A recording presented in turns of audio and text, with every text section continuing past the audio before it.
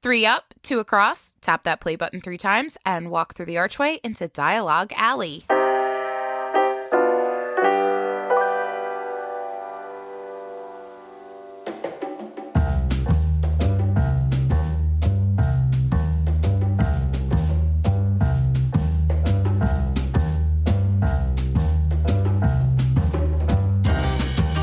Hello and welcome to the podcast. Dialogue Alley is a show all about Harry Potter books, book translations, and all other things magical. I am Melanie from the Harry Potter collection, and with me today is Erik from Nocturne Erik. Hello. And again, unfortunately, it's just the two of us. Unfortunately. Not that I'm unhappy to be chatting with you, Erik, but it's just the two of us. Yeah, that was unforeseen, but duty calls, right? I think so. That's what happens. Sometimes duty happens. I don't think I should say that. No. Sometimes people's work says that they have to work, and then they can't podcast because they have to work. Yeah, and so sometimes life happens is what we'll say, because we all have that happen every so often.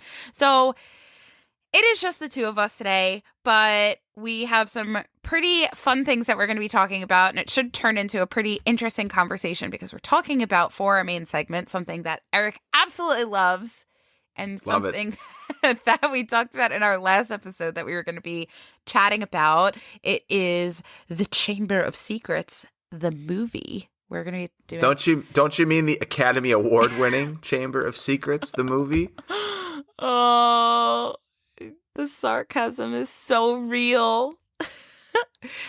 I'll be pleasant. Erik loves the movies, loves them. But we'll hear all about that for our main segment. So, just to fill you guys in who are listening, in case you don't know and you're brand new to this, Erik and I, and Carly as well, we're all Harry Potter book translation collectors, and we collect all of these different versions of Harry Potter books in all of these different languages and versions and variations and transliterations and all the Asians. We collect all those books. And this is our podcast talking about those things. So for the most part, we usually are talking about Harry Potter books, but today we are talking about the movies. Yeah, we deem this the film series. That'll be the title of this. Film series, Chamber of Secrets discussion. Yes. Or something similar to that. And I think the thing that Erik is probably excited about with this film series is that there is an eventual end to it. Because it ends. The movies, there are only 8 Harry Potter movies. Granted, there are Fantastic Beasts movies, but we already talked about 2 of them. So... there's only one more of those to talk about, which, not to jump ahead, but did you see Secrets of Dumbledore yet? No, I'm sorry. I still haven't. Still haven't seen it. I've been so busy with just stuff. Like, I feel like everything's come up. Like, I was at the mechanic today with one car. I was at the mechanic yesterday with another car. I'm going back to the mechanic on Wednesday with the first car. Like, it's... oh, my gosh. A lot of that stuff going on. Spring is happening. It was 60 degrees here today, which is amazing. Ooh, for the first time in a long time. We got some weddings coming up. We got some graduation parties coming up for some cousins from college. So, like, there's just stuff. There's so much stuff going on. Life happens. I mean, I missed Batman in theaters. Luckily, it's on HBO, and I haven't even watched. Yeah, I was gonna say I haven't even watched it yet. Like, it's on my list to watch, and I just don't have the time to do it. So yeah, life happens, stuff happens, we're busy, but here we are recording this podcast for you guys. So we are really, really excited about it, even though it's something that Erik is not the fondest of, but we love recording podcasts for you guys. Hey, I'll do anything. If people enjoy listening to me being less than cheery, I mean, well, I'll do it. That's fine. Well, I know something that will cheer you up. What? It's talking about our news, because there's something really exciting in our news that I know that you want to talk about.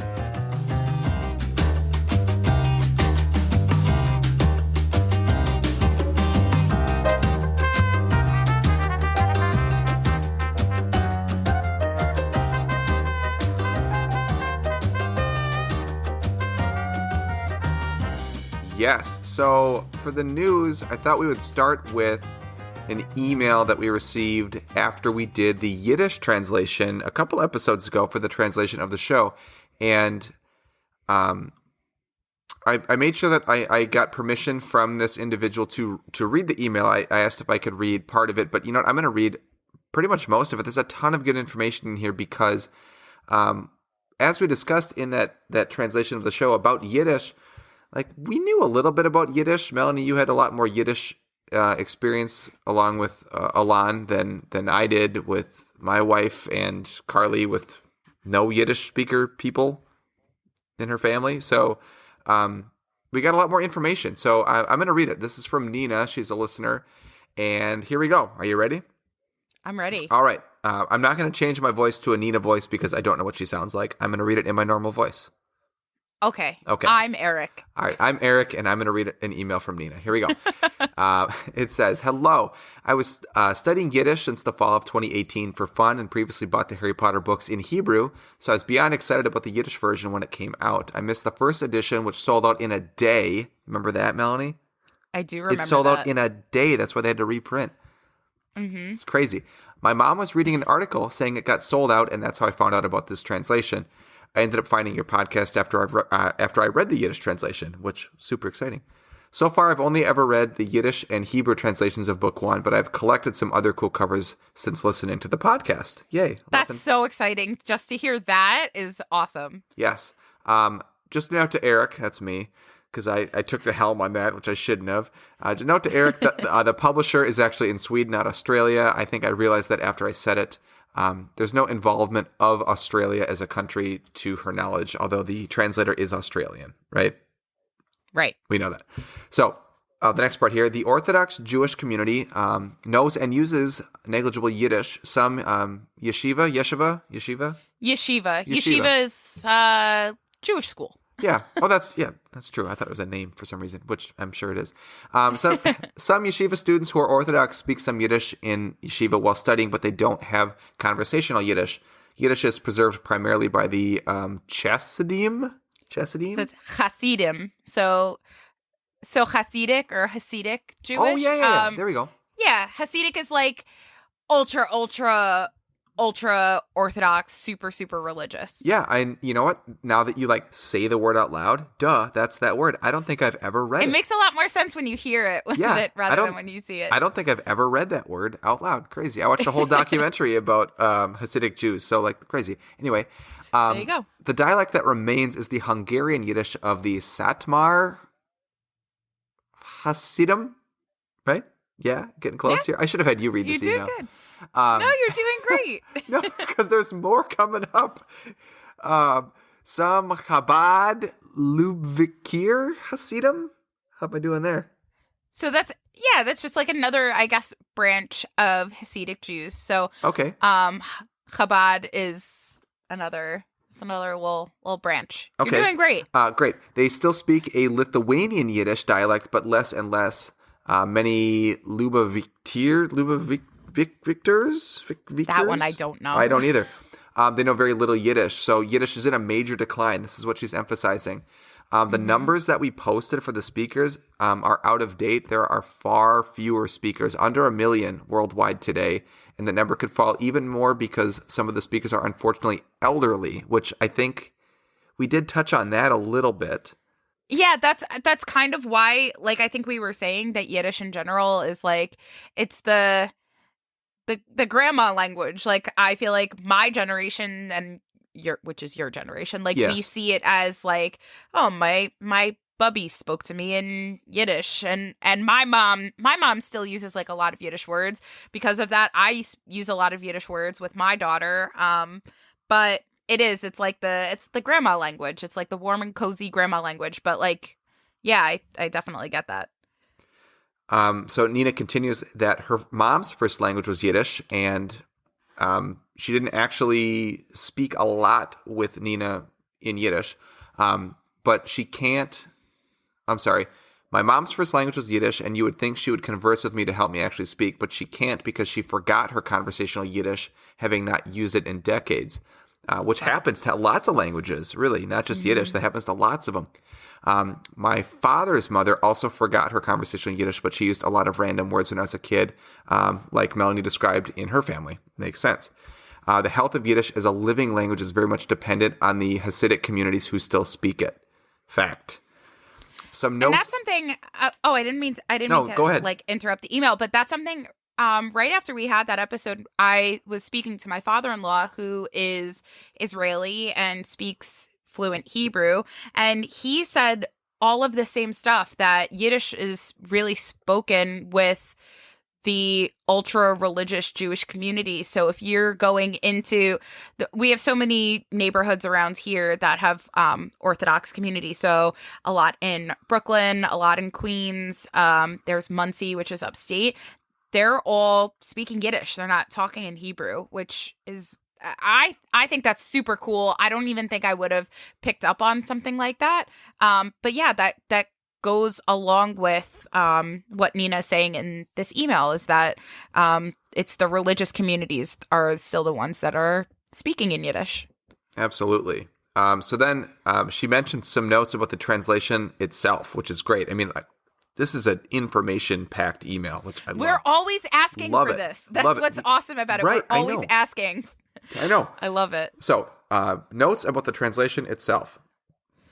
It's very well thought out, and you can get some good info from the articles with interviews with the translator, which I looked at a couple. They're great. We can maybe link some at some point, maybe. Yeah. But Nina says, I'll point out some things that he put a reference to the Hasidic hat, the stremel. I don't know how to say that one. What's the the sorting hat. Okay, so she said the Hebrew version. Okay, Haman's hat from the story of Purim. I don't know if you know, like the story of Purim. The bad guy is Haman, and Haman wore a hat, a very specific hat that was in the shape of a triangle, and it's very it's very well known in Jewish. Like, we all know the story of Purim. We all know about Haman. You all know about Haman also because, you know, every March there are these triangular shaped cookies with jam in the middle called Hamantaschen, and that's why we eat those cookies, is because they look like Haman's hat. You've never heard of Hamantaschen? What? No. Maybe it's a New York thing that they're everywhere. Maybe they're called something different here. I don't know. But if you look in like March, that's when Purim is. There are these triangular shaped cookies, and they have like jam or chocolate in the middle. They're called Hamantaschen after delicious. Haman's hat. So I guess that what she's saying is that they made a reference in the Yiddish translation to the sorting hat being kind of like Haman's hat. So that's kind of cool. Very cool. I don't know why I'm reading this. There are so many words in here that I don't feel comfortable pronouncing. You're doing so good. Okay. I like that you're reading it, and then I could explain the things Perfect. that I know. So that's really cool. All right. So the translator also used various dialects and registers for certain characters. Oh, similar to the Basque book. Brock has told us about that. So McGonagall and Snape are Litvaks, Lithuanians, with stern Yiddish. Dumbledore has a very classic proper Yiddish with more Hebrew words when he could otherwise have been using Germanic Yiddish words equivalents, because the head of school, almost like a Rosh Yeshiva, I suppose, I guess. Rosh Yeshiva, I guess, is just like someone that's like the head of the school. That's what I gathered from that. Hagrid has a less polished Polish Galician Yiddish accent. That's very specific. How cool is that? So cool. And he gave Filch a less educated Litvish, Lithuanian accent. That's kind of a lisp. Interesting. The other characters don't have a dialect and are, I guess, neutral Yiddish. Harry's favorite dessert is a honey cake instead of the treacle tart. Vernon Dursley hums a Yiddish song, I Have a Pair of Oxen, when he's nailing up the Oh my God. the mail slot in the house. Do you know that song? I know that. Yeah, I do. I'm not going to sing it. I have a scratchy throat, but I do. Oh. I know that I have to look in the book now because that's just so wild to me. I never knew that. That's so cool. I wonder if that's in the Hebrew translation. I don't know. Maybe that's something Nina could let us know. Maybe. But that's I don't know. So cool. Very cool. I love that. Dumbledore says random Yiddish words in his first speech, so much like the English ones, so I guess they're different. He changed Trevor the Toad to Rochelle the Rapuki, to keep the alliteration. I don't know what that means. Me either. And he called Scabbers Retzik. He called Oliver Wood Holtz to keep it consistent for when Harry thinks McGonagall might smack him. Like he thought so Wood was that a cane. I guess that's very like consistent with sometimes they'll keep like obviously Harry Potter, right? They might not necessarily translate that and they'll write it in Hebrew so it phonetically says Harry Potter. Yep. So the name stays the same for McGonagall, same for Dumbledore. But I guess Wood they translated for the Yiddish word for wood instead of it saying wood in Hebrew letters. Right. Which makes sense because, I mean, that's like the double meaning of that word right. in English. That's part of that, like, section of the book, right? It wouldn't make any sense if you didn't do it that way. Right. Like, it would be like, is Smith a cane that she's going to hit him with? Like, what? A Smith? Right. What are you talking about? I don't know. That's right. He changed Slytherin to Samderin, and Sam means poison, so it evokes a snake, but sounds good. And she said she enjoys reading Fluffy described as a Dray Kepiker hunt, but that's literally 3-headed dog. Oh, like Kepi. Okay. Yeah, that's like the Yiddish word for head. It's like, oh, you bumped your Kepi. Oh, like that's all right. Love it. This is like it's like so nostalgic for me because these are like I use the words like all day. Like I say that to my daughter. Like she falls on the floor. I'm like, oh no, you bumped your Kepi. Are you okay? Like that's what that is. I'm getting like teary eyed because like the nostalgia of this is like so cool. This is great. I've never had like such a close like relationship with a translation. It's really neat. I love this email. Awesome. One more part. The translator actually made a handful of corrections, including the title of the first chapter for grammatical purposes in the second printing of this book, which, man, like after selling out in a day, they're like, wow, we already need to make some corrections. How like diligent is that, right? So he described Dean Thomas in the Sorting Hat chapter as a black boy in the first book, right? That's just how he's mentioned. He's a black boy. So Schwarz-Yingel. Oh, I don't know that one. Which I guess must be very literal because in the second he changed it in the new printing to from an African background, which makes more sense if you're talking about ethnicity, right? The other changes were all typos, which, I mean, I guess happens. Nina says she noticed a few typos that he fixed. Doesn't know if there are any other typos because those are the only typos she noticed during the reading of her first translation. But as far as she knows, the book has had 3 printings altogether and probably won't be reprinted. They will hopefully translate the second book in the series. She concludes by saying, anyways, I enjoy the podcast. Thanks for making it and keep up the good work, Nina. So, wow. That's awesome. That's so awesome because I feel like every time we do a translation of the show, we're like, it always rises these questions with us like, oh, well, I wonder if it's translated well or if this specific thing translates in that language. I feel like we're always having that question. And now we finally have that answered, which is so, so cool. So Nina, thank you so much for this email. It definitely meant a lot more to us than I think you realize. So awesome. Thank you, thank you, thank you. Yes, thank you. I tried to convey that in my response, like that level of appreciation, because I was reading this and I'm like, this is outstanding. So if you speak any of these languages or can read books in other languages and you feel comfortable sending us some information, maybe about cool translation, like interpretations that seem more like culturally appropriate to the people reading the book. Like, I think that's just the coolest part to me about this email is that not only did the translator just like translate the book, he made sure that the people reading this book, it would just be a more like of a personal connection. Like it's something they could relate to, not just, just literally translating it word for word, which is really, really cool that the translator did that. Awesome. So that's part of the news, I guess. Wow, that was a long news. That was a long news, but it was such an awesome news. It was. And we have a few more things to mention. A book translation collector from Germany, Christina, has found a copy of the Deathly Hallows test cover books. So like we've mentioned that in our German episode that we did, that the it was book 6, right? Half-Blood Prince.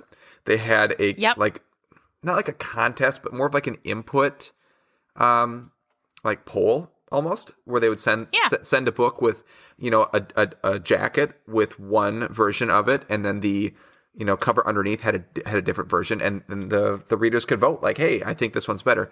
They did that for book 7 also, with significantly fewer books. I think only about 100 are known to exist. It is such a rare book.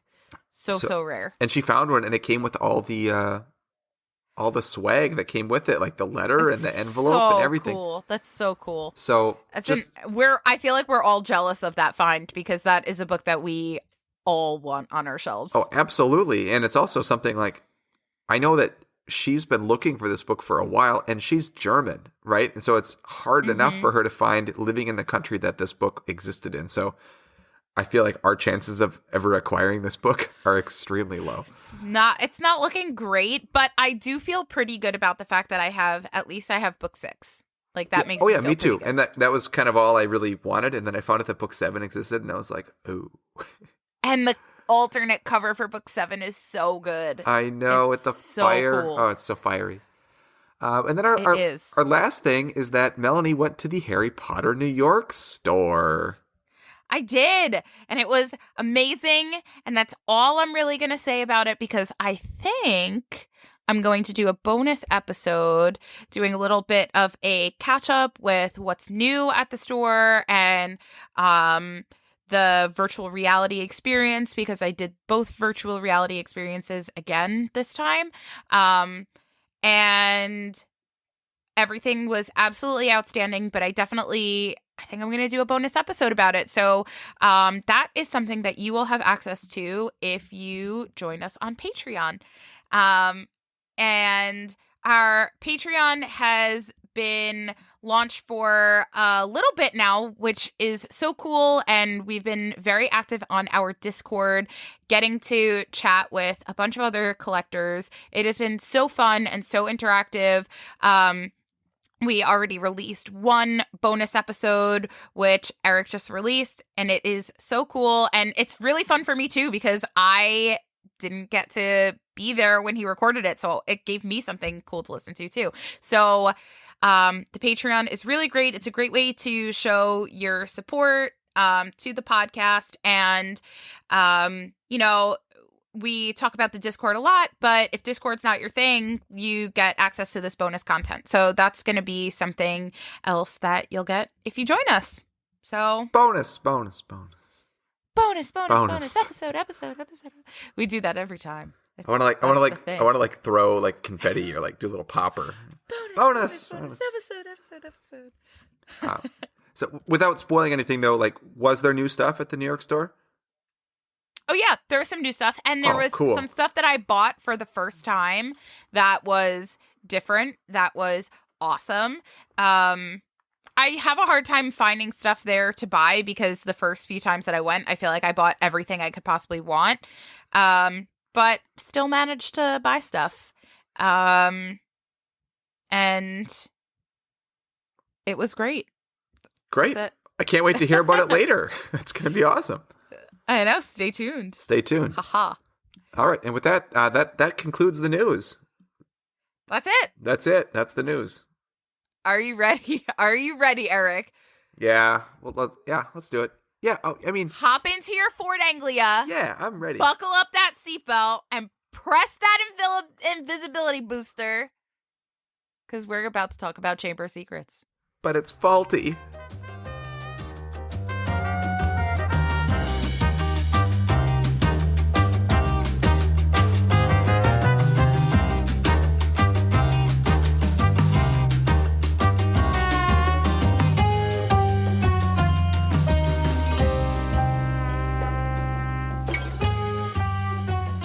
All right. So, like we've mentioned several times, we are talking about the Chamber of Secrets movie and our thoughts about the Chamber of Secrets movie now that we are grown-ups and We've watched these movies several times. We're just going to chat about things that we liked about them and things that we didn't necessarily like, and I guess our overall views of these movies. Eric, why don't you give a little rundown, since you have like the very, very strong opinions on these? Why don't you take the time to just hash it out? All right. Well, I think you need that. Hi, everyone. I'm here to talk about the Chamber of Secrets movie. No, realistically, though, like I think the approach that we're taking with these is not to really pick them apart and scrutinize every single detail. It's more of a holistic approach as adults. Like we're viewing these again as adults, not as small children. I mean, I was a kid when I saw the first movie. I was still a kid when I saw the second movie, and I'm a grown up with my own children now. So, watching these again through the lens of an adult in 2022, it really is a little bit different than, kind of the first time that any of us watched these as a kid. Obviously, I feel like these movies are made in kind of a decade that was really hard for movies in terms of longevity, in terms of like the special effects, and like the green screen effects. Sure. They look very dated, and it's not like you're watching Blade Runner, right? Where you're like, wow, this movie's from the 80s and it's really cool, and I know it's cheesy. Or like the original Tron, you're like, I know it's cheesy, but like it's so cheesy that it still holds up. Like this is still kind of in that area where like people had like, go ahead. No, I was just going to say, like, my thought, just to bounce off of that, is what's ironic is these movies came out about the same time as the Lord of the Rings movies came out. And those movies held to a different, standard, in that they were very aware that they were going to be doing their own thing, because to do a word for word movie based on the Lord of the Rings books, I think would have been impossible. I mean, they spent like the first there are just pages and pages talking about how green the grass is in the right, or like they're walking through the forest for like a whole chapter, right. So obviously doing something like that was going to be impossible, so they really did treat them as separate entities. And the Lord of the Rings movies, I feel like, hold up through the course of time and have become a more timeless classic because of the fact that they didn't try to overly use special effects. They held true to a lot of makeup rather than CGI. Yep. And set pieces too, like with staging. And just doing things like that, I feel like makes the movies seem a lot more authentic than the Harry Potter movies, which came out around the same time period, because the Harry Potter movies had to do a lot of special effects things, obviously because there was magic. Lord of the Rings used a different type of magic, if you would say, but the Harry Potter movies had to be a bit more childlike, a bit more innocent because of the audience. But I guess because of the fact that they also were trying to hold so close to the book, whereas Lord of the Rings, I feel like, delved a bit further from the books. Because of that, the Harry Potter movies, I feel like, are often compared so much more to the books rather than being treated as separate entities. That's fair. And I think going right off of that, at the time when I saw, the first movie and now the second movie, I didn't think that, like, any of that at the time. I was legitimately impressed with how they looked, and I thought it was really amazing. Totally. Right? And I don't know, again, if that was because I was a kid, like maybe my parents felt different. Like, I don't know how those effects would have looked to someone much older, but I was generally very impressed, and I thought the Quidditch scenes were amazing. Those are my favorite scenes in the first two movies when I was a kid. Just felt so intense and so real, and like, wow, this sport's so exciting. And like watching that again in the Chamber of Secrets movie, like, it's just really, I don't want to say underwhelming. It's just noticeable that the technology of the time is now very outdated, right? It didn't hold it didn't hold that timeless characteristic, I feel like. No. That's why I keep comparing it to Lord of the Rings, because I genuinely feel like the Lord of the Rings trilogy is a timeless classic, whereas I feel like the Harry Potter movies are a set of movies that down the line, and we might see it in our lifetime, where they completely remake these movies because of the fact that they don't hold to technology, and technology has advanced so much already since those movies came out. I genuinely feel like that's something that we could see in our lifetime, is these movies getting redone, because of the fact that particularly the original few movies like Chamber of Secrets really don't hold up now. And us being, this is something that we talked about a lot with when we were talking about not Crimes of Grindelwald, when we were talking about Secrets of Dumbledore coming out, that we're the audience that these movies are geared toward, right? It's geared toward the Harry Potter fans. It's not necessarily geared toward the general, like, run-of-the-mill Joe Schmo Harry Potter fan. It's geared to us. So when we're watching these movies over and over again, and it's a rainy day, and we're like, wow, I just want to cuddle up with a butterbeer and watch a Harry Potter movie, we're watching these movies, but now we're watching them in a completely different way, because we're older and we're overanalyzing, and we're noticing all of these things that, like, the magic kind of gets taken away a little bit because the effects aren't as good. Right. And I'm not a filmmaker, right? I don't do special effects. No? No, I don't. Believe it or not. No, I teach English to kids. And I'm a full-time parent. So if you were to ask me, like, Eric, what could they have done differently to make this movie better and more timeless?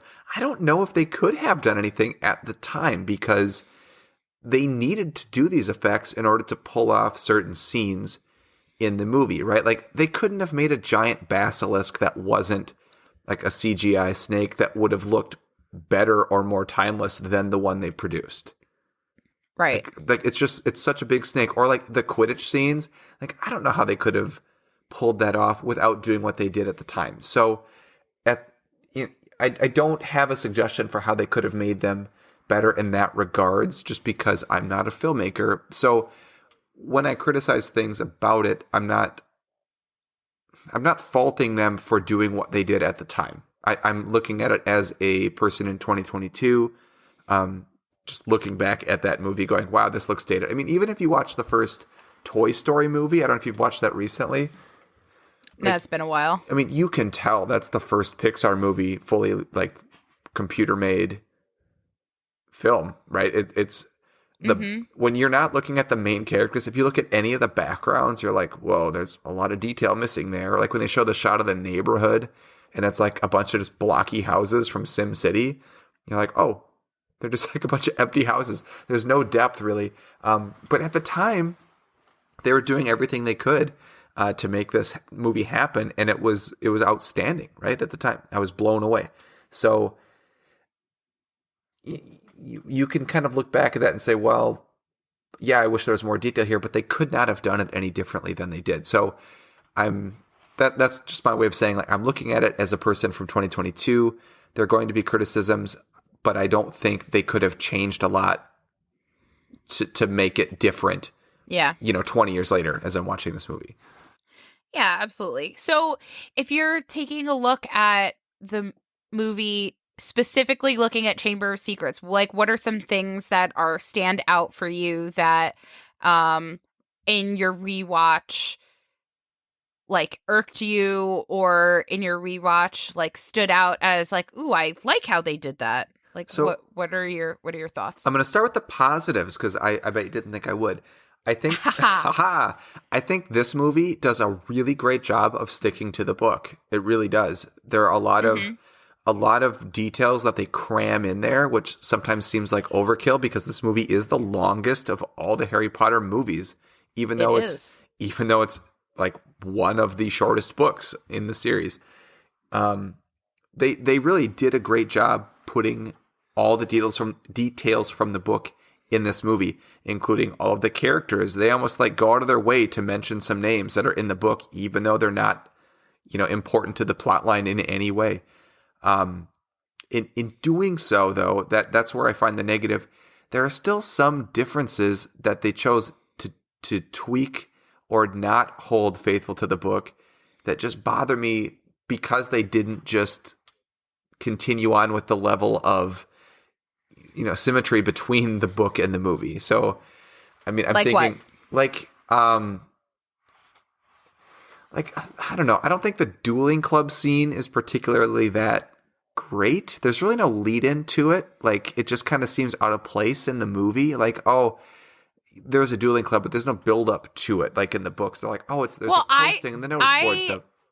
I think that I feel like it's out of place in the books, honestly. It reminds me a lot of like Sorcerer's Stone. They introduce like the flying lessons, but like then we never hear about Madame Hooch ever again. Right. And they never take flying lessons ever again. It's just that one time and, it's there and then it's gone. I feel like the dueling club is another one of those things. Like, obviously they needed it for the plot, but it's one of those things that, here's dueling club and wait, we never have a dueling club in any other book and any other time at any other point. I feel like it's in one of those random things that maybe I have a beef about it in the books, thinking about it that way. But obviously it was necessary to have. But I think I feel like my big things are I always get bummed about the things that get left out that are really cool plot points in the book.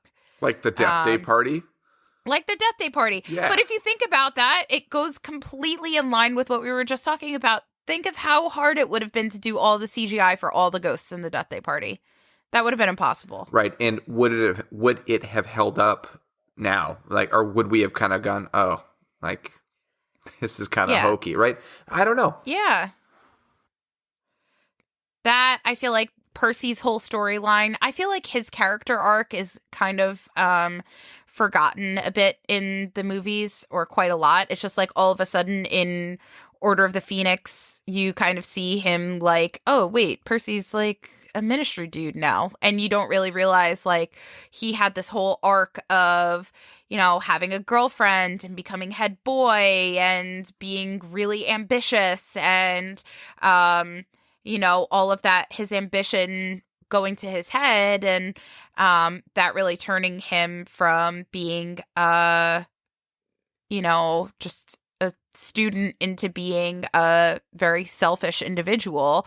I feel like, seeing his storyline in Chamber of Secrets kind of adds like a little bit of humility to him, because it's like, oh, he's just like writing secret letters to his girlfriend and he's really sad because his girlfriend got, petrified, right. But you don't know about that. You just think it's like, oh, well, they don't even mention her in the movie at all. No, and I think that Clearwater. That goes back to what I said about the first movie and the movies in general. It's when you're releasing movies before a book series has finished, you still don't know like what are going to be the major plot points that start out as minor plot points in the first few books. Whereas you mentioned Lord of the Rings is timeless. They did their own thing kind of. However, they had all of the source material there from the beginning when they were making those movies. They could look at the entire plot of, beginning to end. This is how it starts, this is how it finishes, and maybe change some things along the way, but they wouldn't end up, kind of making the wrong pick. Like, oh, hey, we're going to put our eggs in the basket that like this character is going to be important, only to find that it's not an important character, or vice versa. Like, yeah, you know what? This character doesn't have much of a role. We're not going to talk much about him. But actually, now that we're at this movie, we need to talk more about him. So we have to quick rush his backstory to make you care about him because he's going to be important now. So there's nothing they could have done. They didn't know who was going to be important and who wasn't going to be important. Totally. And I definitely, and I hate to say it because I love this person as a human being, because I've looked into like what she does for this world and who she is as a person. I really love about her, but I do not think that Bonnie Wright is a very good actress. And she was very adorable as Ginny Weasley in Sorcerer's Stone, clutching onto her mom's arm and saying good luck to Harry as he tried to crash through platform 9 3/4. But I feel like as she aged, she did not fit Ginny Weasley as we know her in the books. She is Bonnie Wright's Ginny Weasley, and I am not the biggest fan. And I feel like she was okay in Chamber of Secrets because she was still very young. But as she aged through the rest of the movies, I feel like her chemistry with Daniel Radcliffe is absolutely not there at all.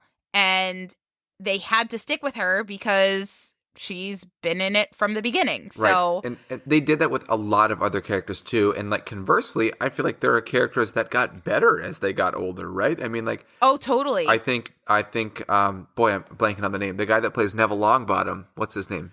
Matthew Lewis. Yes, yeah, phenomenal. There it is. Got better every single movie until the final, culminating scene in Deathly Hallows Part 2. I think he grew as an actor, whereas 100%. Whereas some characters were cast because they were the perfect kid at the time, but for whatever reason, it just didn't work in their favor as the movies grew on. But they had to stick with them for that consistency. So, that's always a trouble, right? When you're casting child actors that are going to be, you never know. You never know, especially for a movie series that's going to follow 7 books, right? And they really started to try to crank those movies out towards the end because the characters were getting older, or the actors that played the characters were getting older. Well, also, when they came out with the first movie at that point, only the first 4 books were out. You didn't know that Ginny and Harry were going to end up together at that point. No, right? So you just thought that she's Ron's little sister, and she didn't even start to have like her own real arc, I would say, until book 5 when she started dating.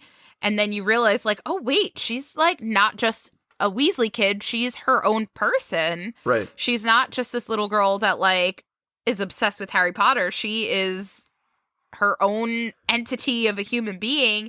And Bonnie Wright is playing her. Right. I mean, and I've mentioned this before, too. Like, that's how I feel about the Bill Weasley arc in the movie. It's like they don't even talk about him until movie 7. Like, oh, by the way, we need him. He's important.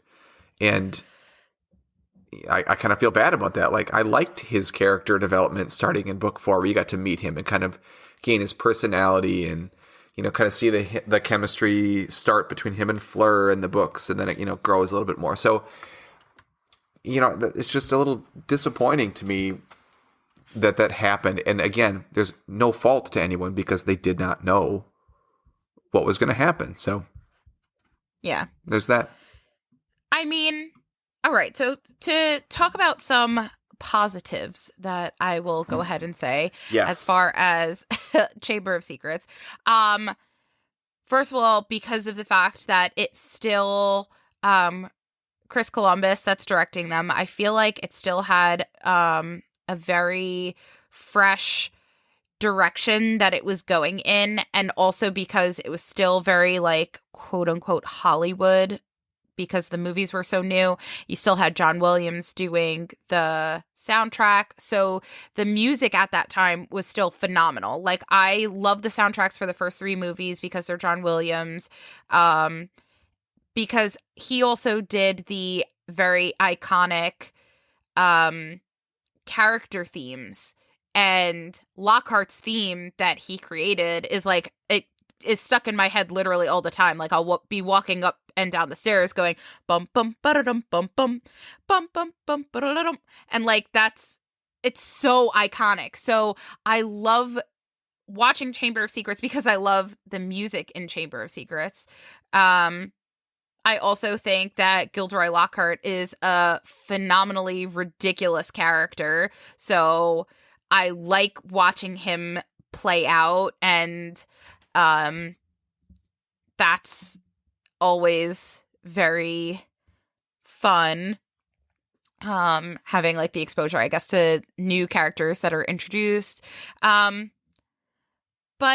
Yeah, we're looking at these movies under a microscope for sure, but at the end of the day, and I know that I said this with Sorcerer's Stone as well, like these movies do still hold such like a huge part in our hearts and who we are as people, because Harry Potter is such a huge part of who we are, and I've seen all of these movies 1,000 times, and they're the movies that I put on when we don't know what else to watch and we just want to unwind. We'll put these movies on, and I'm okay with it. I'm okay with these movies being on in the background, and I'm okay sitting and watching them occasionally. And I will be excited to watch them with my daughter for her first real time watching these movies.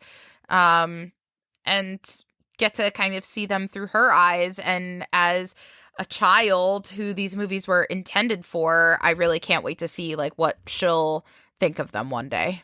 Yeah, and I think that's a great point that you just brought up, that much like the books, right? The first couple movies were intended for kids. They're rated PG.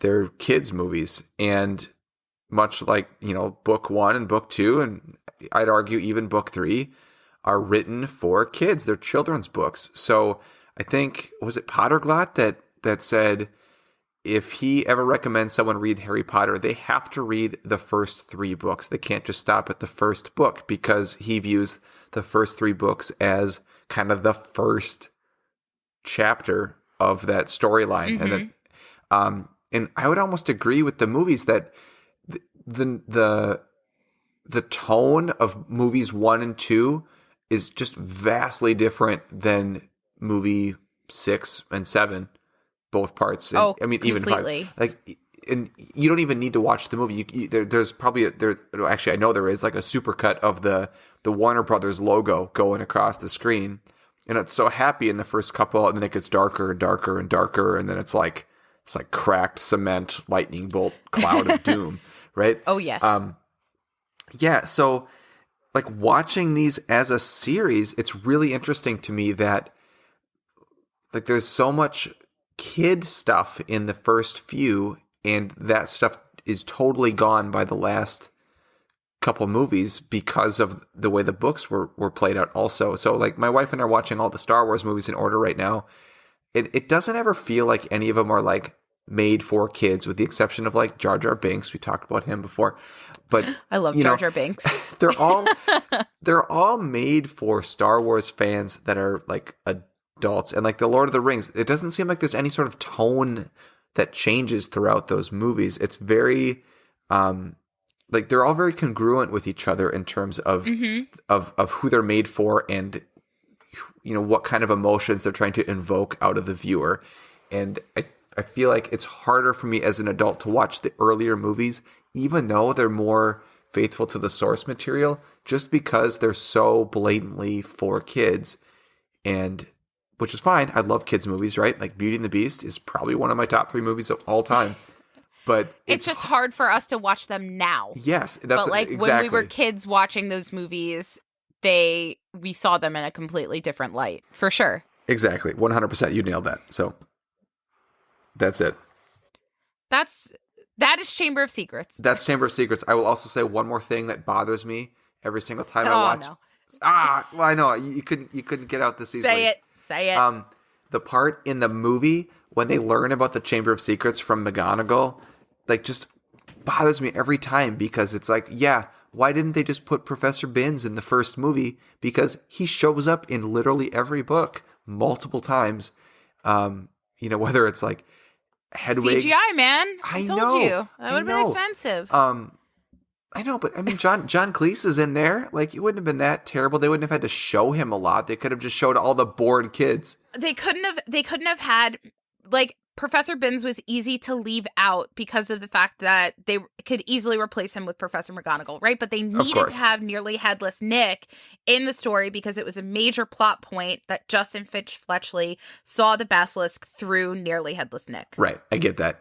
And so this is just, I guess, an example of this movie is so long, and they took the care to make it so faithful to the book that, like, that scene just makes me go, ugh, every time. I'm like, it's not how it happened. Ugh. That's just me nitpicking. So I know. I know, can't get too upset about that. I will say that Hogwarts Legacy, which I don't know how we haven't talked about that in the news like at all. It's because I don't have a PlayStation 5 and I don't want a PlayStation 5, and I especially don't want a PlayStation 5 just to play this game. So you could play it on the Switch. It's coming out for Switch. Oh, it is? Okay, well, never mind. You can edit that out too. Anywho, Hogwarts Legacy takes place, I believe, in the 1800s, and Professor Binns, obviously because he's a ghost, like he's been around for a while, but he's in the game. Like Professor Binns would be in the game, so you'll get your taste. You'll get your taste of Professor I'll get my Binns. fill of Professor Binns in the. There you go. Is he still a ghost or is he a person in the 1800s? No, he's a ghost. He's still a ghost. Oh my gosh, this poor guy.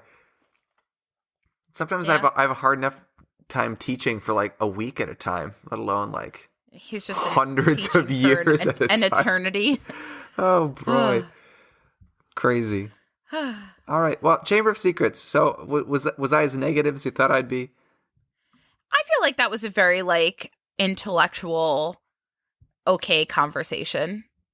I agree, because if you were here looking for like all the differences between the book and the movie, like there are other podcasts that cover that in detail. We don't need to go over. I was gonna say that there are so many podcasts that do like a scene by scene dissection of these movies, and I feel like we're not about that. No, we're book people. We're book people. And speaking of books, yeah, we're about to talk about a phenomenal translation of the show.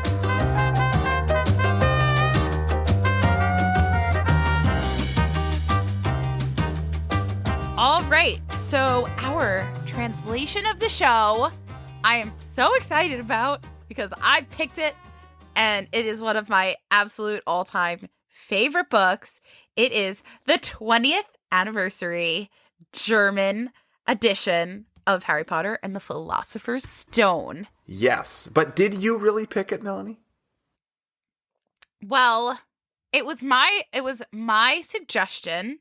And Eric also had a suggestion, and we posted those suggestions on our Patreon, and our Patreons spoke, and we have heard, and they chose this book. And I'm very excited about it. So have we done a German book as the translation of the show in the past? Yeah, we've done original German hardcover. The original German hardcover. Yep. Okay, so we'll give you like just like a quick little recap. We won't go fully into German and all of that, but we will quickly say that it was translated by Klaus Fritz, and the publisher is Carlsen.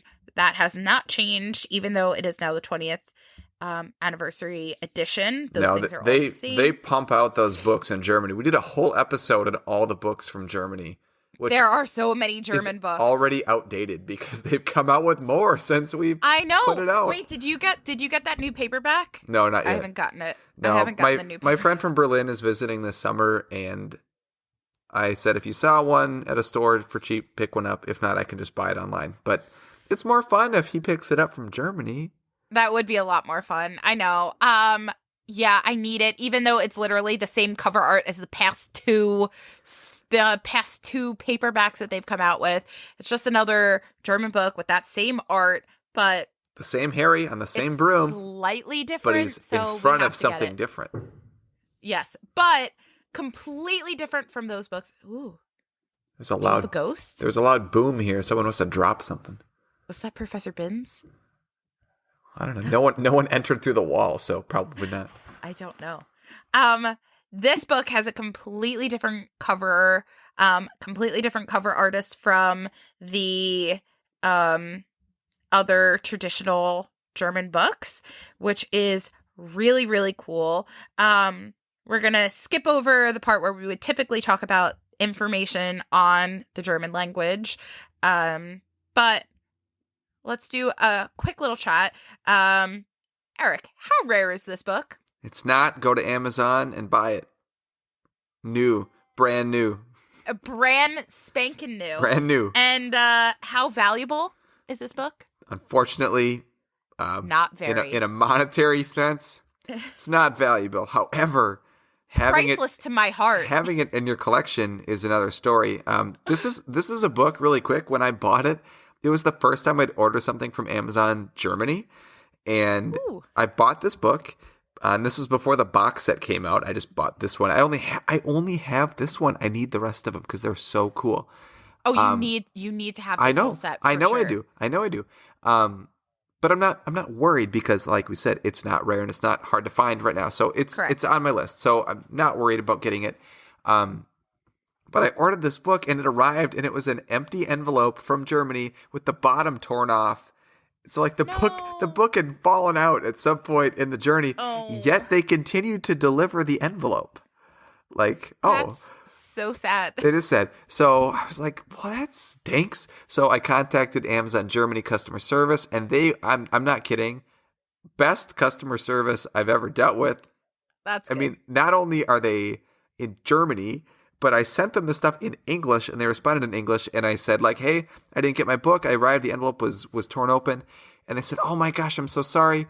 We can next day you a copy via DHL or give you a refund. And I'm like, oh, well, please send the book because I'd like the book. And it showed up the next day from Germany. So, wow. And I'm sure, like, I called it the perfect time, like, that it came the next day.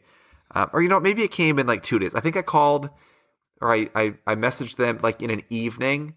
And so then it was, like, a full day the next day. And then it came the following morning. So that's wild. It's still... The turnaround was great, especially because the first one I ordered, I picked the cheapest shipping option, which was like 4 to 5 weeks of shipping time. So I was like waiting. Empty envelope with no book. So that's how I got this book. It's super easy. Hopefully you will not have that same experience. But if you do, Amazon Germany's there for you. They got your back there. And I will say too, I totally agree that Amazon Germany is phenomenal. I actually got my Afrikaans book from Amazon Germany. Oh. Super weird. You never know what you're going to find on there, but these books in particular, you have to have the full set. It is just unbelievable because each book has little differences from one book to the next. That is just so unbelievable. And the detail in this book, we'll get into it when we talk about it in the tots. The only other thing that I will say is when these books came out, obviously I got them as they came out. And then of course, 1 through 7 was out. They came out with a box set. That's right. And now here I am sitting here with Harry Potter books 1 through 7, and I don't have a box, and it hurts my soul.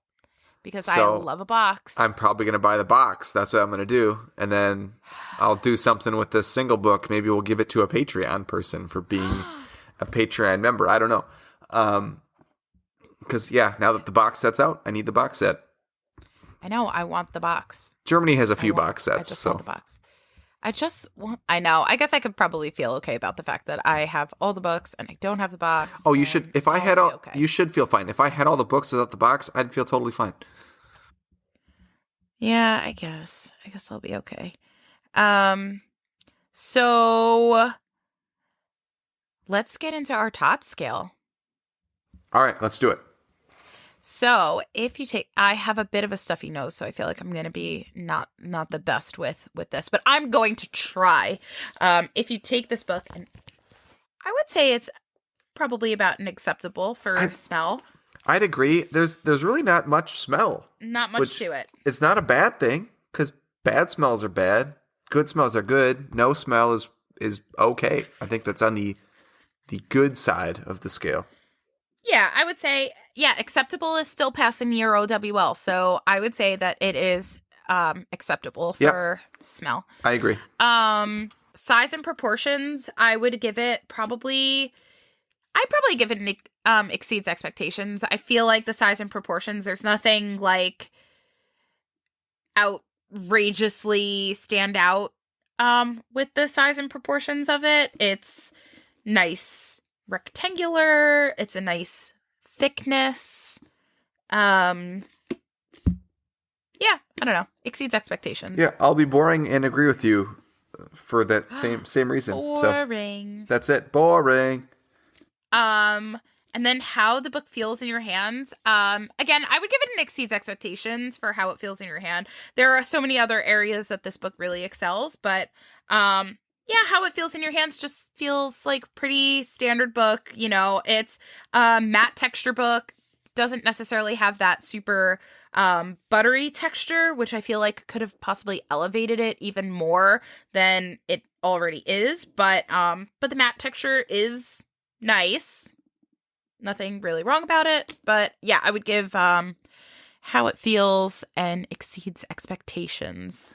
I would also agree with that. And I'm going to add that this is a hardcover book without a jacket. So it's... Yes.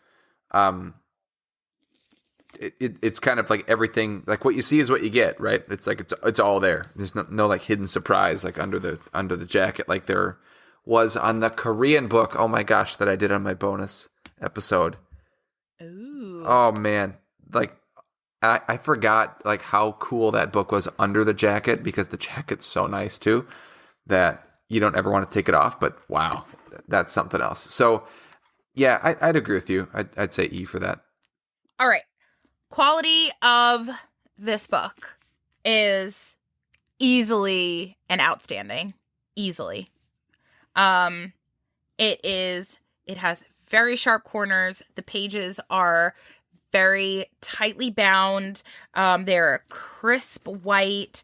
Even when you open the page, just the way that it's formatted looks very well put together. And you could just tell that there was so much time and effort put into making these books look and be as amazing as they are. So quality, I would definitely give them an outstanding. Yeah, I feel pretty boring like following your lead on these. Yeah, it's an outstanding. This book is, the quality is outstanding. This was one of the books that when I saw a picture of, I was like, wow, I need that, just because the art's amazing. And it arrived and it was like literally the whole thing is just glorious to have. So like the part that I noticed, like the, if you look at like the very top of the book, it's like, there's like a gold little stitch in there in the spine. Mm-hmm. Like, man, they didn't have to do that at all. Like, but they did. They could have just made it the same like maroonish red as the rest of the book. But no, they chose that little cloth part that keeps the pages bound together to be like sparkly gold, to match like the sparkly gold font on the cover and the other gold highlights of this book. So it's just great. Like just the little details like that just make the quality so much better. The end papers are like an orangey color. They could have just been white. They could have just been red. No, they chose to do something a little different. So yeah, I think it's an outstanding book. This is one of the showpieces, and we'll talk about the art in just a little bit. But like when someone says like, "Hey, show me a few books," I always pull this off and say, "Check this one out." Yeah. Oh my gosh. It's so good. I did a TikTok a few TikToks ago. A few TikToks ago. You know, just a few TikToks. A few talks ago. And it was like, do a collector check and then put the book on your shelf, like show a picture of the piece in your collection that like everyone wants to steal. And like, that's how I feel about this book. It's like, once they see that, they're like, oh my gosh, I need that book. It really is. So it's just so gorgeous, and the attention to detail in it is really so great. Which brings me to the cover art segment of our TOTS scale. Yeah. Because if there was an outstanding plus, like if there was a category above outstanding, this would be the book that would get it. Because you look at this book and there is gold foiling around the font, which is a unique font that you do not see on any other. Eric is showing me his book on the video chat. It is unlike any other Harry Potter book that is on my shelves. There is nothing else with this cover art.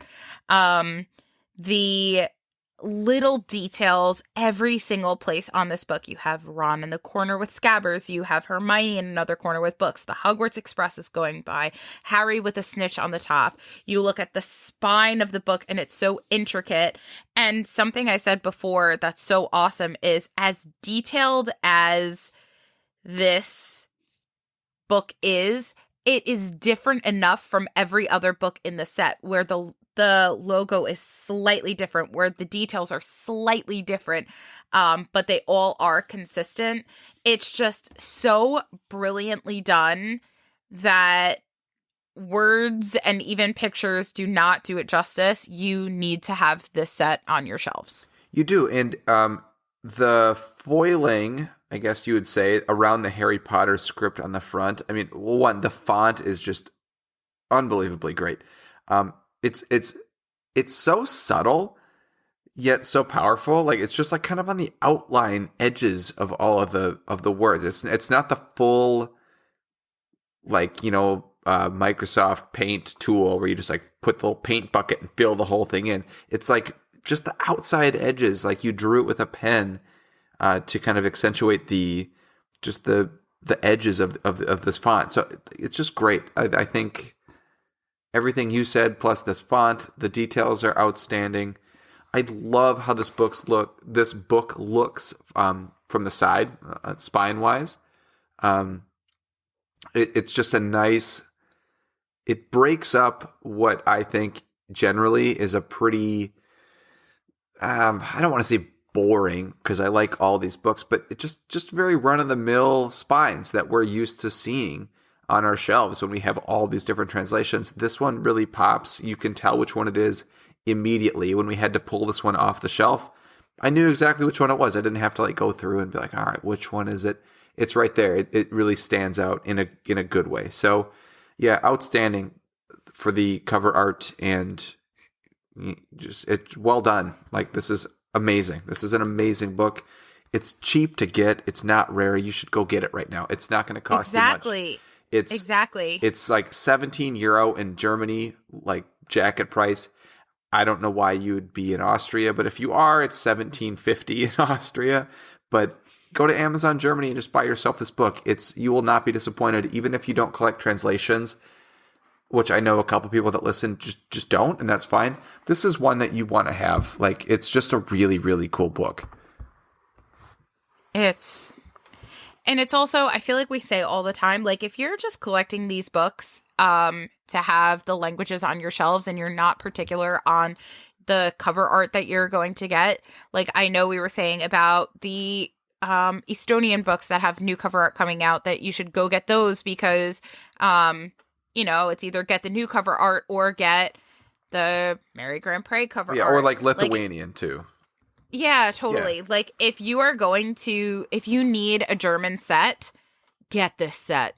Like, and I mean, granted, like, the original cover art for German is pretty phenomenal in itself, but nothing else on my shelves compares to these books. Nothing. There's nothing else on my shelves that is like these books. No, it's such a.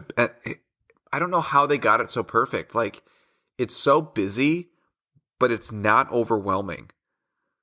You know, like, I feel like when we talked about the Ukrainian books, it's so busy and it's very overwhelming. There's so much on there to dive into that you're like, I don't know how to deal with this sometimes. But like, aesthetically, this is just so well done. It kind of mimics like the Mina Lima style almost. It's very graphic, I guess. Yeah. Which I guess could make them comparable. And not for nothing, okay, if we're going down that rabbit hole, like, if you look at the Mina Lima Philosopher's Stone next to the Mina Lima Chamber of Secrets, like, the spines are slightly different. And you could see that they're both very, very intricate, but they, which is what makes them consistent. But they do have subtle differences. And these books definitely all have differences like that. So I don't know. It's definitely it's in my like top 5 favorite sets that I own. I love them. I love these books. Yeah, like, I don't hate saying this. That's a very strong word. I can't believe I'm going to have to buy another German box set of books to get the rest of these. Like, I have so many German books, and wasn't my plan. But, like, kidding aside, people, like, The German is I know. 1, 2, 3, 4 of my shelves are German. Four like full shelves. And it's not even like an obligation. They're all good. Like we talked about this in our we did a whole episode on the German books like a long time ago. So go back and listen to that one. But the German books are all good. They're all worth having. They're just so cool. Yeah. Their cover art is always unique. It's never copied. Yeah. So, man, Carlson's doing it right. Carlson's doing it right. Way to go, Carlson. I should just like make a trip over there and just show up at Carlson. Just be like, hey, I'm Erik from the United States, and you don't know me. You don't know me, but you're doing it right. And then just like walk away. Good for you. You go, Carlson. Wunderbar, Carlson, and just like walk away. Like leave like a rose like on the step. Here you go, and just walk away. Dankeschön, Carlson. And then just peace out. Fly back home. Like that was it. Not even overnight. That was the whole trip. That was it. That was the trip. Oh boy, amazing. I think we did it. I think that's it. I think that is it. So we're going to go ahead and say that is all we have time for today. It was a jam-packed episode of Dialogue Alley Podcast. Jam-packed, filled with a lot of opinions and a lot of information, but it was a really exciting episode to chat about. So we are going to leave you with a bit more information to let you know that if you want to get in touch with us, you can find us all on Instagram. We are readily accessible on those. So you could find Carly at All the Pretty Books. You can find Erik at Nocturne Erik. And you can find me at the Harry Potter Collection. You could also visit my and Carly's websites, which have contact information on there as well. But they also have a lot of images of books that we're talking about. So that is alltheprettybooks.net and theharrypottercollection.com. You can also visit our Instagram for this podcast, which is at Dialogue Alley Podcast. And you can feel free to send us a DM on there. I am currently in the process of updating our pictures for our Instagram account, which we know that we haven't updated the tots in quite a bit, but with the Patreon, we've been a little bit busy trying to get all of that in the works. So we are in the process of really making sure that our tots are all up to date and we're getting you the images of these books. I will say, like, if you go to our Instagram and it's not updated with what you want to see, like, go to Carly's website, go to Melanie's website. You will find pictures of things that we're talking about. Yes. On there. And if you don't, send us a DM and like let us know, like, hey, you talked about blah blah blah book and I don't see it. Like, can you like update your stuff? Like, come on, get with it, Melanie. And honestly, probably I would. Sometimes I just need like a kick. Like you mentioned, we've been very busy setting all this other stuff up. We have been very busy. We've been having a lot of fun with these other platforms and things that we've been getting involved with. And if you would like to join in and be a part of that, you can join our Discord by supporting us on Patreon, which is patreon.com/dialoguealley. There are 2 tier options that you can choose to support us. One of them is just basic entry into our Discord, which is, if you don't know what that is, it's like almost like a Harry Potter organized chat room, basically. Like, we're all chatting about all these different subjects having to do with the podcast, having to do with Harry Potter, like-minded individuals. It's really cool and a really fun space. Or you can support our second tier, which gives you access to listening in live to our episodes. It gives you access to bonus content. And it'll give you access to other things that we're thinking about down the line, like possibly giving away Erik's extra copy of his German 20th anniversary book. You never know. But yeah, it's a great option if Discord isn't necessarily your thing. You're still getting a lot of really cool stuff by joining us on that tier. So we really appreciate the support. And as always, we are going to give a shout out to the people that have joined us on Patreon so far. We are so thankful for you guys. And it has been an absolute blast chatting with everyone on Discord. As always, you can listen to this podcast on Apple, on Google, on Spotify, on Pandora, on your Alexa. She will say this podcast for you. She's pretty fantastic. And we would still love it if you are liking what you're listening, if you could give us a review on any of those platforms. We really appreciate it. We love the feedback. And today was a really great example of that by getting the email that we got from Nina. It just goes to show how when we get feedback like that, it is so appreciated. And we just love gaining knowledge in that way. So thank you for doing that. And we love communicating with you guys. So, because leave us reviews and spread the word. We are not experts in all of these 98 languages and transliterations. No, we are not. Way. We are no way experts of in this field. So, I think if we were, we would not be doing this. We'd be working for some government entity, doing something way more exciting than what we're already doing. So yes, you are probably right. If you are a native speaker of any of these languages we're talking about, if you've read these books, if you know a fun fact that we haven't mentioned, please let us know. We would love to read it and share it with everyone, because the whole point of the show is to inform people and to just kind of grow as a community and learn more about all these different translations and different languages. So we're a very team-driven, community-driven approach. So we are very open to that kind of feedback. Yes, very much so. So again, thank you guys so much for your participation in our podcast. We are super, super appreciative of it, and we look forward to more of that in the future. But for now, it is time to walk back through the archway and into our daily lives. We will catch you next time. Bye. See ya.